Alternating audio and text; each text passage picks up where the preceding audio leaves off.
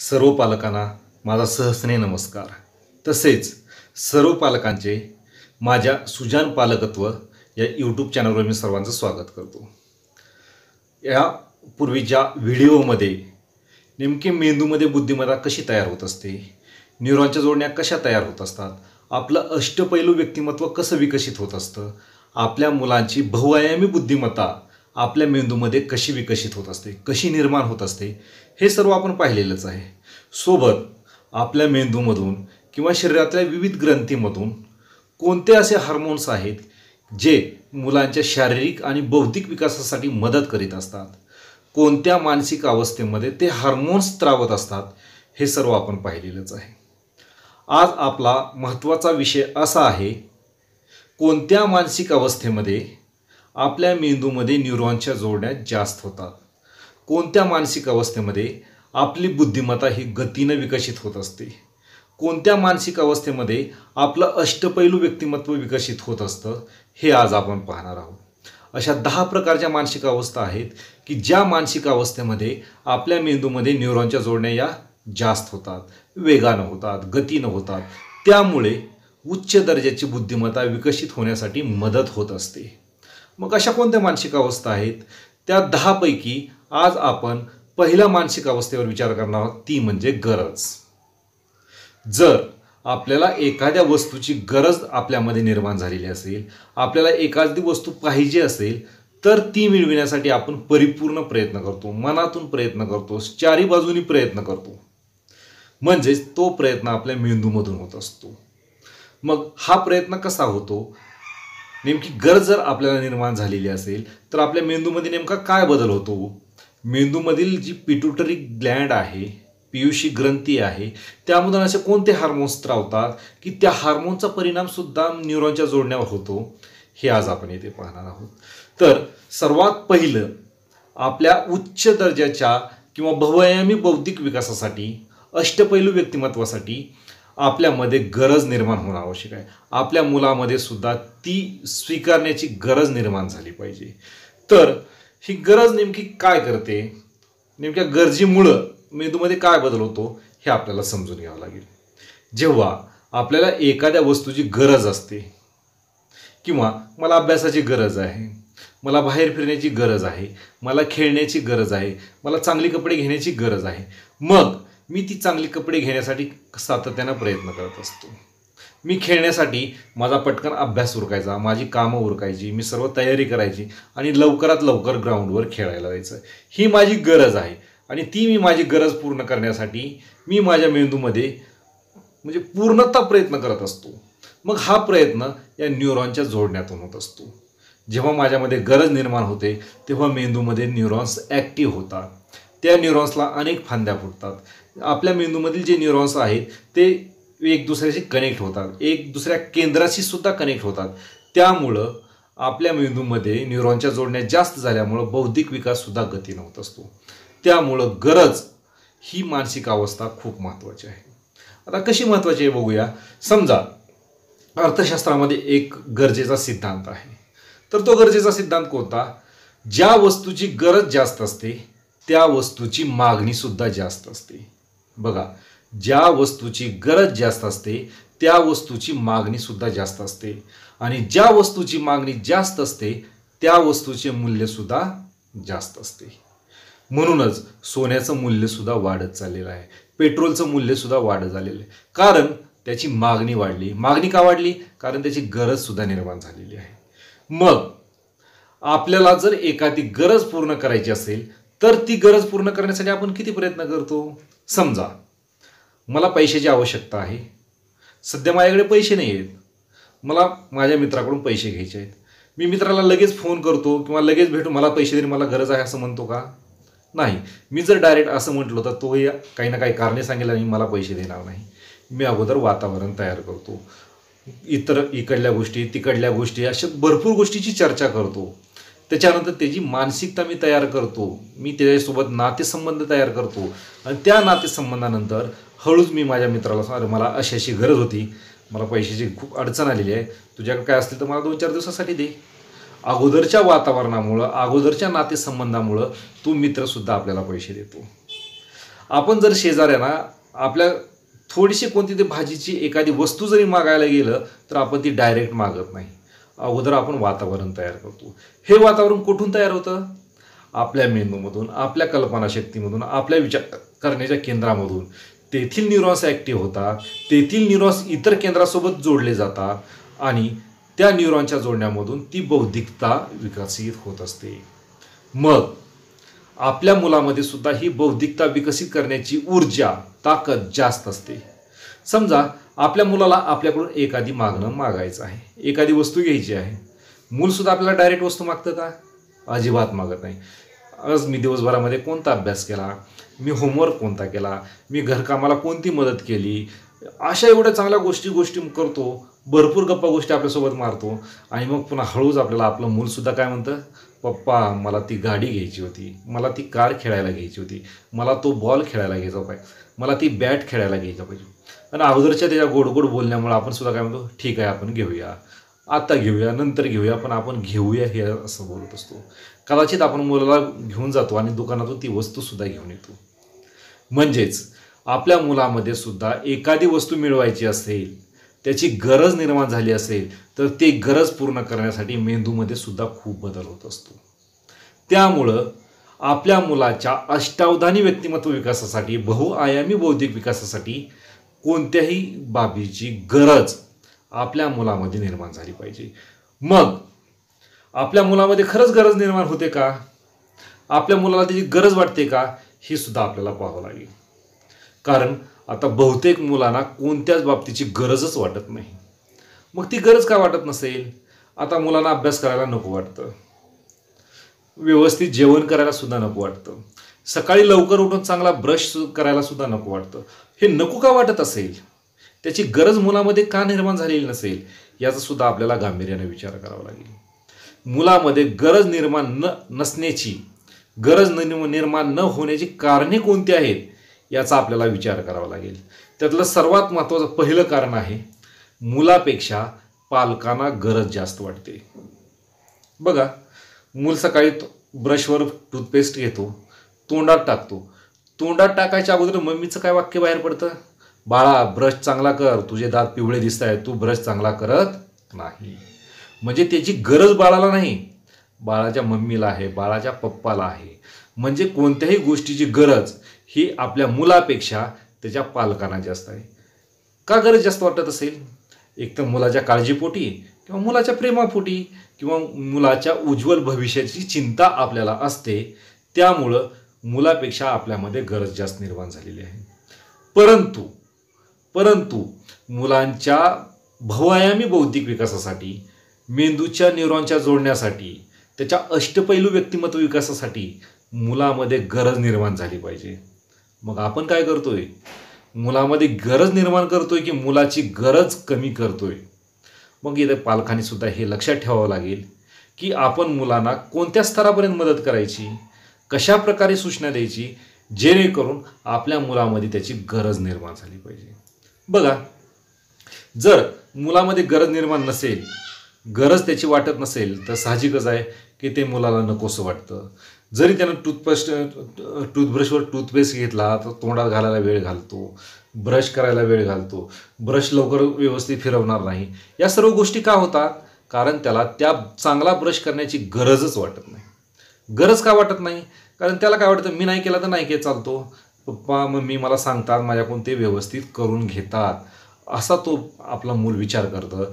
त्यामुळे त्याची गरज कमी होते. त्यामुळे पालकांनी आपल्या मुलामध्ये गरज निर्माण झाली पाहिजे असे आपले स्टेटमेंट वापरावे लागेल, अशी वाक्याची रचना करावी लागेल, अशी सूचनांची रचना करावी लागेल. बघा, दुसरं कारण आहे, वारंवार ऐकून मुलं विरुद्ध विचार करतात. आता समजा एखादा तुमचा परिचित व्यक्ती आहे, तो समोरून येत आहे, तो तुम्हाला बोलून इतका बोर करतो की त्याचं बोलणं तुम्हाला ऐकावंसं नको वाटतंय. मग तुम्ही काय करता? जर तो व्यक्ती समोरून येत असेल तर लगेच आपण दुसऱ्या गल्लीनं वापस जायला सुरुवात करतो, त्या व्यक्तीला आपण टाळतो. मग आपल्या मुलांना सुद्धा वारंवार सूचना दिल्यामुळं, वारंवार त्या सूचना दिल्यामुळं त्या सूचना आपल्या मुलाला नको झालेल्या आहेत. मग जेव्हा आपण त्या सूचना देतो तेव्हा मूल त्याच्या विरुद्ध विचार करतं आणि तशीच ती कृती करतं. त्यामुळं पालकांनी कोणती गोष्ट आपल्या मुलाला किती वेळ सांगावी, कोणत्या मानसिक अवस्थेमध्ये सांगावी, किती स्ट्रेस देऊन सांगावी, प्रेमानं सांगावी की चिडून सांगावी की रागानं सांगावी, याचा विचार करावा लागेल. वारंवार जर तुम्ही त्या मुलाला तशा सूचना देत असाल तर आपलं मूल त्याच्या विरुद्ध कृती करतं. त्यामुळे वारंवार तशा सूचना देता, आता उदाहरणार्थ आपण ब्रशच घेऊया. बाळा, तू काल ब्रश खूप छान केला होता, माझ्यापेक्षा तुझे दात खूप सुंदर दिसत होते, खूप पांढरे शुभ्र दात दिसत होते, काल जसा ब्रश केला तसा आजच तू कर बरे. असं जर आपण वाक्य नवीन पद्धतीनं वापरलं तर मूलसुद्धा काय विचार करतं, अरे पप्पापेक्षा मी काल चांगला ब्रश केला होता, आज तर त्यापेक्षा मी चांगला करतो, पप्पापेक्षा माझे टीथ खूप छान दिसले पाहिजे.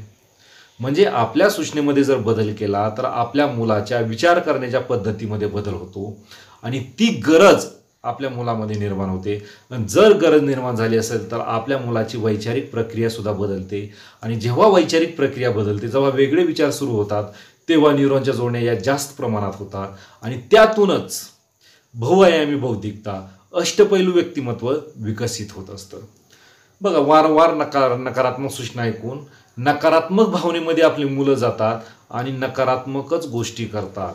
त्यामुळं पालकांनी मुलांना वारंवार नकारात्मक सूचना देऊ नये. जशा सूचना भेटतील तसाच मेंदू काम करत असतो, तशाच मेंदूमध्ये न्यूरॉनच्या जोडण्या होत असतात आणि तसंच मुलाचं व्यक्तिमत्वसुद्धा तयार होत असतं. त्यामुळं कृपया पालकांनी आपल्या मुलांना नकारात्मक सूचना वारंवार देऊ नये. मुलाच्या विचाराला संधी भेटत नसल्याने. का मुलाच्या विचाराला संधी भेटत नसेल? कारण पालक मुलाला विचार करायला जागाच देत नाहीत, वेळच देत नाहीत. विचार करण्याच्या अगोदर पालकच सूचना करा, चल तू असं कर, चल तू तसं कर, चल तू हे कर, चल तू ते कर. म्हणजे पालकच एवढं मुलाच्या मागे लागलेले आहेत की मुलाला स्वतंत्र विचार करायला, वेगळी कृती करायला, वेगळा काहीतरी प्रयत्न करायला वेळच उरलेला नाही आहे. त्यामुळं मुलं एक तर मोबाईल, टी व्ही, नाहीतर गोंधळ, नाहीतर पालकांना सांगितलेल्या कृती, याच्या पुढे विचार करत नाहीत. त्यामुळे आता पालकांनी आपल्या मुलाला वेगळा विचार करायला, वेगळा प्रयत्न करायला संधी दिली पाहिजे. आवड नसल्याने. मुलामध्ये आवड का नसेल? जर तुम्ही वारंवार त्याच त्या गोष्टी सांगत असाल, मुलाला नकारात्मक सूचना देत असाल तर मुलामध्ये आवड निर्माण होत नाही. आवड नसल्यामुळं त्याची गरज मुलाला वाटत नाही. त्यामुळं कोणत्याही गोष्टी आपल्या मुलानं आवडीनं केल्या पाहिजेत, यासाठी पालकांनी प्रयत्न करावा लागेल. मुलामध्ये आवड केव्हा निर्माण होते?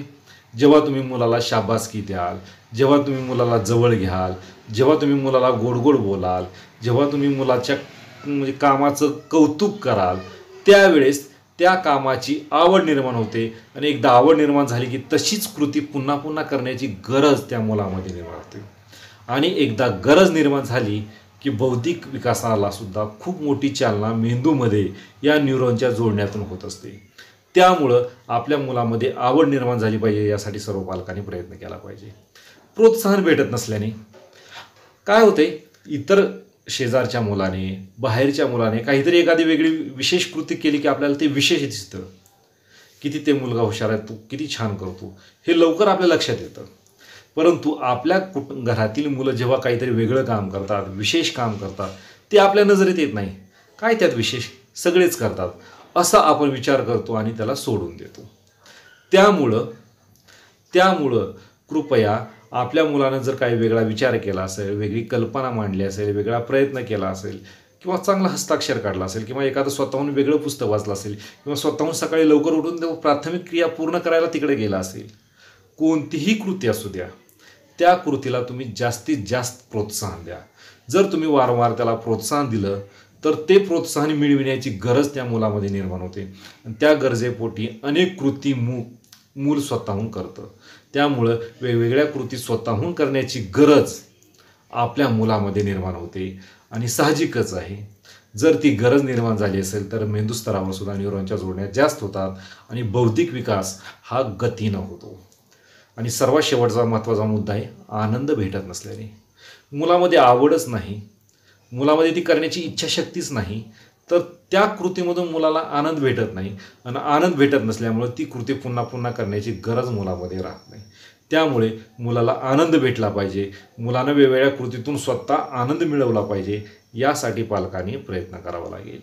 बघा, ही होती याची कारण की मुलाला गरज का वाटत नाही. आता मुलामध्ये गरज कशी निर्माण करावी याचा आपण विचार करणार आहोत. कारण जर मुलामध्ये गरज निर्माण झाली तर ती गरज पूर्ण करण्यासाठी मूल वेगवेगळ्या बाबीतून प्रयत्न करणार आहे आणि तो प्रयत्न सर्व मेंदूमध्ये न्यूरॉनच्या जोडण्यामधून होत असतो. त्यामुळं आता मुलामध्ये गरज निर्माण करण्यासाठी पालकांनी काय करावं याच्यावर आता आपण चर्चा करूया. सर्वात महत्त्वाचा पहिला मुद्दा आहे ते म्हणजे सकारात्मक सूचना.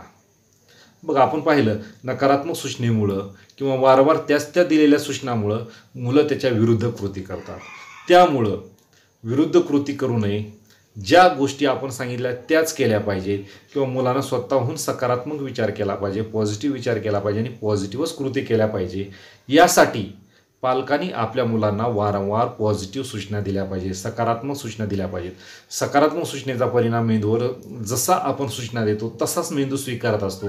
त्यामुळं न्यूरॉनच्या जोडण्यासुद्धा सकारात्मकच होतात आणि आपल्या मेंदूमध्ये सकारात्मक जोडण्या झाल्यामुळं सकारात्मकच कृती घडत असतात. सकारात्मक कृती आपलं मूल करीत असतं. त्यामुळं प्रत्येक पालकांनी आपल्या मुलाला कुटुंबामध्ये सकारात्मक सूचना दिल्या पाहिजे. नाही तर काय होते, जेव्हा आपल्या एखाद्या मित्राचा फोन येतो, जेव्हा मुलावर चर्चा सुरू होते, तेव्हा आपण फोनवर काय बोलतो, मुलाच्या सकारात्मक गोष्टी बोलतो की नकारात्मक गोष्टी बोलतो. आपल्या कुटुंबामध्ये सुद्धा आपल्या मुलाविषयी बोलत असताना आपण सकारात्मक बोलतो की नकारात्मक बोलतो. बहुतेक कुटुंबामध्ये आपल्या मुलाबाबत नकारात्मक बोललं जातं. आता हे नकारात्मक बोलणं सर्व पालकांनी बंद करावं आणि आपल्या मुलाविषयी आपणच सकारात्मक बोलावं, जेणेकरून सकारात्मक सूचनाचा भडीमार मुलाच्या मेंदूवर होईल. मुलाच्या मेंदूमध्ये सकारात्मक बोलण्याच्या किंवा सकारात्मक सूचनेच्या न्यूरॉनच्या जोडण्या होतील. सकारात्मक न्यूरॉनच्या जोडण्या झाल्यामुळं मुलाकडून सुद्धा सकारात्मक कृती होतील. त्यामुळे सर्व पालकांनी आपल्या आपल्या कुटुंबातील वेगवेगळ्या व्यक्तीसोबत सकारात्मक सूचना दिल्या पाहिजेत. दुसरी गोष्ट आहे गुणगौरव किंवा प्रोत्साहन. मुलाने छोट्या छोट्या जरी कृती केल्या तर त्या प्रत्येक कृतीमध्ये आपण आपल्या मुलाचं गुणगौरव केलं पाहिजे, कौतुक केलं पाहिजे, मुलाला शाबासकी दिली पाहिजे. अरे वा, मला हे कळालं नाही, मला हे सुचलं नाही, माझ्याकडून सुद्धा हे असं झालं नाही, परंतु माझ्या बाळानं केलं. माझं बाळ खूप हुशार आहे, किती चांगला प्रयत्न करतो, किती चांगला कृती करतो. अशा जर तुम्ही वारंवार त्याला सकारात्मक सूचना दिल्या, त्या मुलाचं तुम्ही गुणगौरव केलं, प्रोत्साहन दिलं, तर त्या कृती वारंवार करण्याची गरज आपल्या मुलामध्ये निर्माण होते आणि एकदा गरज निर्माण झाली की त्याच्या बौद्धिक विकासाला चालना मिळते. तिसरं महत्त्वाचं बाब आहे ती म्हणजे ध्येय आणि प्रेरणा. आपण लहान मुलाला 2 ते 3 वर्षाच्या मुलाला जरी सहज प्रश्न विचारला, बाळा तुला मोठं होऊन काय व्हायचं आहे, प्रत्येक लहान मुलाला सुद्धा मोठं होऊन काही ना काही व्हायचं असतं. ते त्याचं ध्येय असतं, ते त्याचं स्वप्न असतं. मग ते इतराकडे पाहून असेल, इतरांचं ऐकून असेल किंवा स्वतःच्या अंतर्मनातून मेंदूमधून निघालेला तो विचार असेल. परंतु प्रत्येक मुलाला मोठं होऊन काही ना काही व्हायचं आहे, ते त्याचं ध्येय असतं, ते त्याचं स्वप्न असतं आणि ते पूर्ण करण्यासाठी आपलं मूल वारंवार प्रयत्नसुद्धा करत असतं. आपल्या मुलाला सुद्धा वारंवार विचार असतो, अरे मला तर IAS व्हायचं आहे, मग मला हे केलं पाहिजे, मला डॉक्टर व्हायचं आहे तर मला इतका अभ्यास केला पाहिजे, मला खूप मोठं काहीतरी बनायचं आहे त्यासाठी काही ना काही मला केलं पाहिजे. हा विचार वारंवार आपल्या मुलाच्या मेंदूमध्ये येत असतो. त्यामुळं पालकांनी सुद्धा जेव्हा मुलं म्हणजे आपल्या मनाप्रमाणे कृती करत नाही, आपल्या मनाप्रमाणे म्हणजे कशा, म्हणजे मूल जास्त वेळ अभ्यास करत नाही, जास्त वेळ फ्रेश राहत नाही, व्यायाम करत नाही, चांगला आहार घेत नाही, ह्या सर्व गोष्टी संस्काराच्या बाबी आहेत. त्या मुलांना चांगल्या दर्जेदार केल्याच पाहिजे. परंतु समजा मूल आळशीपणा करत आहे, मूल जास्त वेळ TV बघत आहे, जास्त वेळ झोपत आहे, अभ्यास करायला टाळाटाळ करत आहे, व्यवस्थित आहार घेण्यासाठी टाळाटाळ करत आहे, मग अशा वेळेस तुम्ही काय त्याला सूचना दिल्या पाहिजे, अरे बाळा तुला डॉक्टर व्हायचं आहे, तुला IPS व्हायचं आहे, मग चांगल्या बौद्धिक विकासासाठी चांगला आहारसुद्धा घेणं आवश्यक आहे. त्यामुळं तू व्यवस्थित पोट भरून सर्वच्या सर्व भाज्या खाल्ल्या पाहिजेत, नाहीतर तू कसं बनणार. मग बाळसुद्धा विचार करतो, नाही मला हे व्हायचं आहे ना तर मला व्यवस्थित जेवण केलं पाहिजे, मला डॉक्टर व्हायचं आहे ना तर मला जास्त वेळ वाचन केलं पाहिजे. या सर्व गोष्टीचं मूल स्वतः विचार करतं. स्वतः विचार केल्यामुळं मुलामध्ये आपलं ध्येय पूर्ण करण्याची गरज निर्माण होते. मग ती गरज पूर्ण करण्यासाठी जास्त वेळ अभ्यास करण्याची, जास्त चांगला सकस आहार घेण्याची प्रेरणा मुलामध्ये निर्माण होते. आणि एकदा प्रेरणा निर्माण झाली की ती कायमस्वरूपी मुलाची गरज तयार होते आणि गरज तयार झाली की त्याचा बौद्धिक विकास हा झपाट्यानं होतो. त्याच्या पुढचा महत्त्वाचा मुद्दा आहे तो म्हणजे मुलावरील विश्वास. इतर मुलावर आपला लवकर विश्वास बसतो, शेजाऱ्याच्या मुलावर सुद्धा आपण विश्वास लवकर ठेवतो, आपल्या नातलगामधील एखाद्या मुलावर सुद्धा विश्वास लवकर ठेवतो, पण आपल्या मुलाच्या प्रयत्नावर आपण विश्वास ठेवत नाही. प्रत्येक वेळा असं आपल्याला वाटतं की आपल्या मुलाने अजून जास्त प्रयत्न केला पाहिजे. ती इच्छा असणं साहजिकच आहे. आपल्याला आपल्या मुलाच्या उज्ज्वल भविष्यासाठी आपण अपेक्षा जास्तच ठेवतो, परंतु जे काही त्यानं कृती केल्या, जे काही त्यानं प्रयत्न केले, त्या प्रयत्नावर आपण त्याचा विश्वास ठेवला पाहिजे. आणि अशाच चांगल्या कृती करून तू तुझं ध्येय नक्कीच गाठेल, नक्कीच तू हुशार बनशील, नक्कीच तुझे बौद्धिक विकास खूप चांगला होईल, नक्कीच तू इतके पर्सेंट मार्क्स मिळवतील, नक्कीच तू असा आहार खाऊन असं शरीर कमवशील. अशा प्रकारचा तुम्ही स्वतः विचार करून तुम्ही तुमच्या मुलावर विश्वास ठेवला पाहिजे. एकदा जर तुम्ही तुमच्या मुलावर विश्वास ठेवला की त्या विश्वासाला पात्र होण्यासाठी गरज मुलामध्ये निर्माण होते आणि त्यासाठी सुद्धा मूल स्वतःहून अनेक दृष्टीनं प्रयत्न करतं. त्यामुळं प्रत्येक पालकाने आपल्या मुलावर विश्वास ठेवला पाहिजे. आणि पुढचा महत्त्वाचा मुद्दा आहे पालकांची गरज कमी व्हावी. किती महत्त्वाचा मुद्दा आहे. जर मुलगा आपला 1 to 10 लिहायला बसला असेल तरीसुद्धा आपण पेन्सिल घेतो, शॉर्पनर घेतो ना आपण त्याला शॉर्प करून देतो, आपणच त्याला वही काढून देतो, आपणच त्याला पेन्सिल देतो, आपणच त्याला इरेझर देतो. म्हणजे मुलापेक्षा पालकाचीच गरज जास्त आहे. ती पालकांनी गरज कमी केली पाहिजे आणि आपल्या मुलांना स्वावलंबी बनवू दिलं पाहिजे. प्रत्येक कृती आपल्या मुलाला स्वतःहून करू दिली पाहिजे, जेणेकरून त्याची गरज आपल्या मुलामध्ये निर्माण होईल. बघा, आणि सर्वात शेवटचा महत्त्वाचा मुद्दा आहे तो म्हणजे मुलांना स्वातंत्र्य देण्यात यावे. आता सध्या काय होत आहे, पालक आणि मूल दोन्हीही कुटुंबामध्ये एकत्रच आहेत. त्यामुळे दोघांमध्ये विसंवाद होऊन खटके उडत आहेत. थोड्या गोष्टीवर पालकसुद्धा मुलावर ओरडत आहेत, कारण मुलं कंटिन्यू कुटुंबामध्ये बंदिस्त असल्यामुळं खोड्या करणं, उड्या मारणं, खेळणं, घरातल्या घरात ते एकत्रित काय करणार. शाळा मैदान सर्व बंद असल्यामुळं घरातल्या घरात त्याच्या वेगवेगळ्या कृती सुरू असतात. नैसर्गिकपणे आपल्या मेंदूच्या विकासासाठी ते आवश्यक असतं, म्हणून मूल वेगवेगळ्या कृती करत असतं. मग ते खोड्या असेल, खेळण्या असेल, उड्या मारणं असेल, वेगवेगळ्या कृती असतील, त्या करू दिल्या पाहिजे. त्याच्यामध्ये पालकांनी सुद्धा सामील झालं पाहिजे, कारण तोच आपल्या बौद्धिक विकासाचा खुराक आहे. मेंदूच्या न्यूरॉनच्या जोडण्यालाच फांद्या फुटतात, त्यामध्येच त्या ॲक्टिव्ह होतात आणि त्या ॲक्टिव्ह झाल्यामुळं ते मूल कोणत्या ना कृती करत राहतं. मग त्या कृती करूच दिल्या पाहिजे. परंतु पालक वेगवेगळ्या कृती करताना मुलाला थांबवलं जातं. मुलाला स्वातंत्र्यावर गदा तिथे येते, कारण मेंदूच्या दृष्टीनं ते खूप आवश्यक आहे, बौद्धिक विकासासाठी आवश्यक आहे, म्हणून मूल वेगवेगळ्या गोष्टी करतं. परंतु त्या गोष्टी पालकांना त्रासदायक होतात, त्यामुळं पालक त्या गोष्टी थांबवतात. त्या थांबू नये. मुलाला पूर्ण स्वातंत्र्य देण्यात यावं की मुलानं खेळलं पाहिजे, उड्या मारल्या पाहिजे, चित्र काढली पाहिजे, पुस्तकं काढली पाहिजे, वाचलं पाहिजे, हिकडलं तिकडलं इकडं ठेवलं पाहिजे. कोणत्या ना कोणत्या गोष्टी मुलाला करायला आवडतात त्या करू दिल्या पाहिजे. तोच खरा आपल्या मेंदूचा खुराक आहे. त्यामुळं पालकांनी आपल्या मुलाला स्वातंत्र्य दिलंच पाहिजे. त्यामुळं आपल्या मुलाच्या बहुआयामी बौद्धिक विकासासाठी, अष्टावधानी व्यक्तिमत्व विकासासाठी आपल्या मुलामध्ये गरज निर्माण झाली पाहिजे. हा दृष्टिकोन पालकांनी तयार करावा आणि प्रत्येक गोष्ट आपल्या मुलांना गरजेतून केली पाहिजे यासाठी प्रयत्न करावा. पालकांनी सरळ अशा सूचना देण्यापेक्षा आपल्या मुलामध्ये कशी गरज निर्माण होईल अशा प्रकारच्या सूचना द्याव्यात, जेणेकरून आपल्या मुलाचा बहुआयामी बौद्धिक विकास होईल, अष्टावधानी व्यक्तिमत्व विकास होईल आणि आपलं मूल हे खूप वेगळं बनेल. यासाठी सर्व पालकांनी प्रयत्न करावा एवढीच मी इथे अपेक्षा ठेवतो. आणि अशाच वेगवेगळ्या मेंदूच्या विकसनावरील, बहुआयामी बौद्धिक विकासावरील, अष्टावधानी व्यक्तिमत्व विकासावरील, स्वभावातील गुणदोषावरील किंवा मुलांच्या सवयीवरील, मुलाच्या मेंदूच्या सवयीवरील या सर्व बाबीवर सर्वच्या सर्व व्हिडिओ आपल्याला पाहता आले पाहिजे. यासाठी सुजाण पालकत्व या यूट्यूब चॅनलला सबस्क्राईब करा. मी प्रत्येक आठवड्याला 2 व्हिडिओज पोस्ट करतो. त्याचं तुम्हाला नोटिफिकेशन आलं पाहिजे यासाठी बाजूला असलेल्या बेल आयकॉनवर क्लिक करा. एवढंच मी येथे सांगू इच्छितो आणि मी येथेच थांबतो. धन्यवाद.